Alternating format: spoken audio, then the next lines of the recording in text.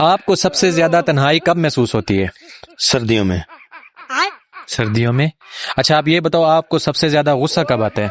सर्दियों में। अबे साले। क्या सर्दियों में यार? अच्छा, आप ये बताओ कि आपको सबसे ज्यादा घबराहट कब होती है? सर्दियों में। ऐसे ऐसे गाली दूं, ऐसे ऐसे गाली दूं ना। क्या यार, सर्दियों में लगाया हुआ है आपने? मैं कुंवारा हूं ना, तो हर वक्त डिप्रेशन में रहता हूँ। तो आप अपनी डिप्रेशन दूर करो ना। डिप्रेशन दूर करता हूँ डांस करके सर्दियों में। सर्दियों में ही क्यों यार? सबकी शादियां होती हैं, मेरी तो होती नहीं, तो मैं डांस करता रहता हूँ सर्दियों में। तो आप भी शादी कर लो। रिश्ता भेजा था, वो मान गए थे। अच्छा, क्या मान गए थे?